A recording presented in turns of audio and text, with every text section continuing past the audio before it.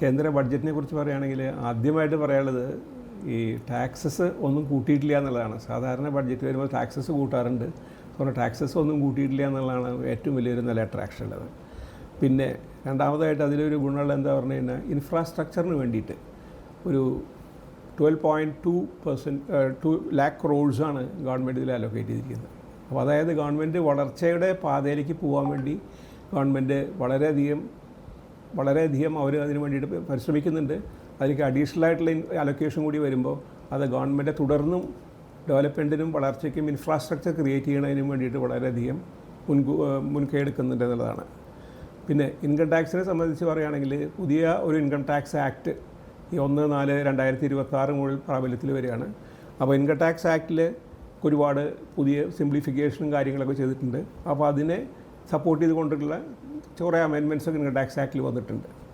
പിന്നെ MSMEകൾക്ക് വേണ്ടിയിട്ട് ഒരു ഇത് പറയേണ്ടായിരുന്നു. MSME ശരിക്കും നമ്മുടെ നടുതൂൺ എന്ന് പറഞ്ഞാൽ അധികം വ്യവസായങ്ങളും സപ്പോർട്ട് ചെയ്യുന്നതും വലിയ ഇൻഡസ്ട്രി സപ്പോർട്ട് ചെയ്യുന്നതൊക്കെ MSMEകളാണ്. അപ്പോൾ MSMEകളെ സംബന്ധിച്ചിടത്തോളം ഗവൺമെൻറ് ഇത്തവണ ഒരു 10,000 കോടി രൂപ വെച്ചിട്ട് ഒരു ഗ്രോത്ത് ഫണ്ട് ക്രിയേറ്റ് ചെയ്തിട്ടുണ്ട് MSMEകൾക്ക് വേണ്ടിയിട്ട്. അതുകൊണ്ട് MSMEകളുടെ ഇൻവോയ്സസ് അവർക്ക് ഡിസ്കൗണ്ട് ചെയ്യുക, അങ്ങനെ ചെയ്തിട്ട് ഫണ്ട് അവൈലബിൾ ആക്കലാണ് മെയിനായിട്ടുള്ള കാര്യം. അതിന് വേണ്ടിയിട്ട് MSMEകൾക്ക് വേണ്ടി ചെയ്യുന്നുണ്ട്.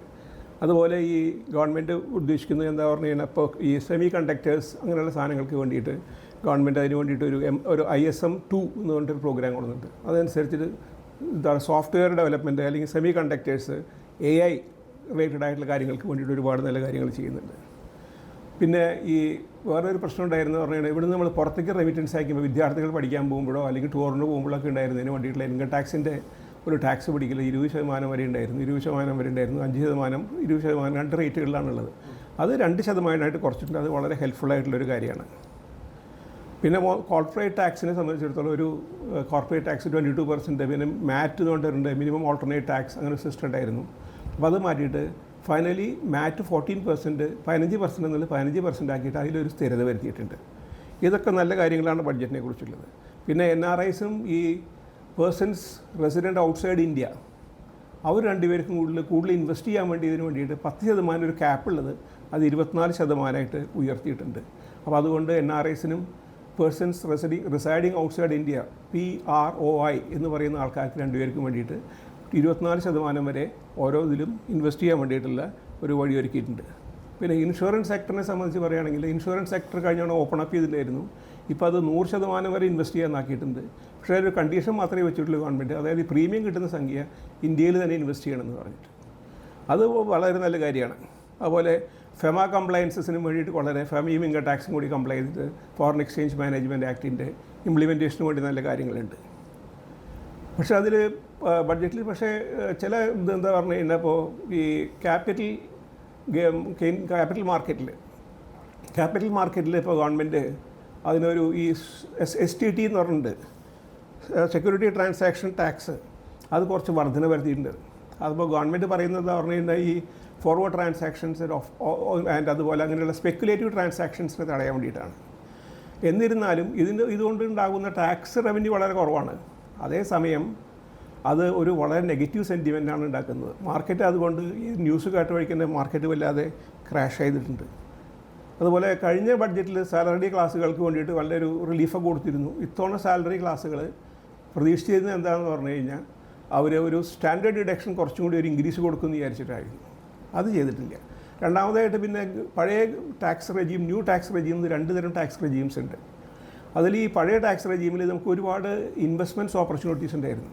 അതായത് ഡിഡക്ഷൻസ് ഉണ്ടായിരുന്നു. ഇപ്പോൾ PFലോ അങ്ങനെയുള്ള PFൽ ഇൻവെസ്റ്റ് ചെയ്യുക, അല്ലെങ്കിൽ ഇൻഷുറൻസ്, അല്ലെങ്കിൽ മെഡിക്ലെയിം, ഇങ്ങനെയുള്ള കാര്യങ്ങൾക്ക് വേണ്ടിയിട്ട് ഒരുപാട് സ്കീംസ് ഉണ്ടായിരുന്നു. അപ്പോൾ സേവിങ് ചെയ്യാൻ വേണ്ടി ആൾക്കാരെ പ്രോത്സാഹിപ്പിച്ചിരുന്ന സിസ്റ്റമാണ്. അപ്പോൾ ഈ ന്യൂ സ്കീം വന്നതിന് ശേഷം അതെല്ലാം എടുത്ത് കളഞ്ഞിരിക്കുകയാണ്. അപ്പോൾ ജനറൽ ആൾക്കാർക്ക് സേവ് ചെയ്യാനുള്ള ഒരു പ്രൊപ്പൻസിറ്റി കുറയുന്നു. അതുകൊണ്ട് എന്താണ് വേറെ കൂടുതൽ പൈസ സ്പെൻഡ് ചെയ്യുന്നു.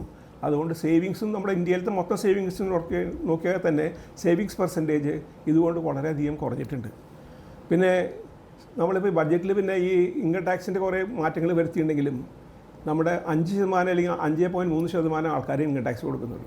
ഒരു സാധാരണക്കാരനെ വെച്ച് നോക്കുകയാണെങ്കിൽ ഇൻഫ്ലേഷൻ എന്നുള്ള ഒരു കാര്യത്തിന് അവരെങ്ങനെ ചെയ്യും? ഫുഡ് ഇൻഫ്ലേഷൻ ഇപ്പോൾ 9.5% ഉയർന്നിട്ടുണ്ട്.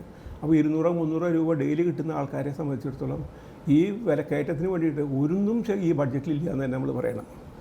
പിന്നെ ഈ ബഡ്ജറ്റിലെ ഡാറ്റ അവർ പറഞ്ഞ് 7.8% വളരുന്നു, 7.4% വളരുന്നു എന്നൊക്കെ പറഞ്ഞിരുന്നാലും ഇത് 11-12 ഒരു ഡാറ്റ ബേസ് ചെയ്തിട്ടാണ് ചെയ്യുന്നത്.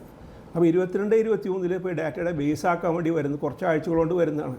അപ്പോൾ ആ ഫിഗർ വെച്ചിട്ട് ചെയ്ത് വന്നു കഴിഞ്ഞാൽ ഈ 7.2 അല്ലെങ്കിൽ 7.3 എന്ന് പറയുന്നതൊക്കെ ഒരു 5.7% വരെ വളർച്ച വരുന്നുണ്ട്. അപ്പോൾ വളരെയധികം നമ്മൾ കൊട്ടിഘോഷിക്കുന്ന വളർച്ച ഉണ്ടെങ്കിലും ഇപ്പോൾ മറ്റുള്ള കറൻസികളെ നോക്കുമ്പോൾ ഡോളറായിട്ട് റുപ്പി വീക്കായിട്ട് വരികയാണ്. അപ്പോൾ ഇതിൻ്റെ ബേസ് ഇമ്പ്രൂവ് ചെയ്യാത്ത കാരണം ഒരു പക്ഷേ നമ്മുടെ ഫിഗേഴ്സിനെ എത്രത്തോളം റിലയബിളാണ് അല്ലെങ്കിൽ എത്രത്തോളം റെലവൻ്റ് ആണെന്നുള്ളത് നമുക്ക് പറയാൻ പറ്റില്ല. പിന്നെ വേറൊരു കാര്യം ഗവൺമെൻറ് പറഞ്ഞിരുന്നത് ഈ മാനുഫാക്ചറിങ് കൊണ്ട് നമുക്ക് ഒരുപാട് നേട്ടങ്ങൾ ചെയ്യാൻ പറ്റുന്നതാണ്. പക്ഷേ GDPയുടെ മാനുഫാക്ചറിൻ്റെ ഷെയർ ഗണ്യമായിട്ടൊന്നും വളർന്നിട്ടില്ല. അപ്പോൾ മാനുഫാക്ചറിന് വേണ്ടി ഇത്രയൊക്കെ PLI പല സ്കീംസ് തുടങ്ങിയാലും മാനുഫാക്ചറിങ്ങിന് വലിയൊരു ഗുണം ഉണ്ടെങ്കിലും അത് പ്രതിഫലിച്ച് കാണുന്നില്ല. പിന്നെ കേരളത്തിനെ സംബന്ധിച്ചിടത്തോളം ഇപ്പോൾ ഗവൺമെൻറ് ഇപ്പോൾ ബഡ്ജറ്റിൽ പറഞ്ഞു റെയിൽ കോറിഡോർ കൊണ്ടുവരണമെന്ന് പറഞ്ഞു. റെയിൽ കോറിഡോർ കൊണ്ടുവരിക എന്ന് പറയുമ്പോൾ റെയിൽ കോറിഡോർ കേരളത്തിലൂടെ പാസ് ചെയ്യുന്നില്ല, മറ്റുള്ള സ്റ്റേറ്റുകളൊക്കെ മാത്രമേ ഉള്ളൂ. അപ്പോൾ അതുകൊണ്ട് എന്താ മനസ്സിലാക്കണമെന്ന് പറഞ്ഞു കഴിഞ്ഞാൽ ഗവൺമെൻറ് ഇപ്പോൾ അവർക്ക് സപ്പോർട്ട് ചെയ്യുന്നതായിട്ടുള്ള ആന്ധ്ര അല്ലെങ്കിൽ മറ്റേ ബീഹാർ അങ്ങനെ സ്റ്റേറ്റുകൾക്കാണ് കൂടുതൽ അതിൻ്റെ ഗുണങ്ങളൊക്കെ കൊടുക്കാൻ വേണ്ടി നോക്കുന്നത്.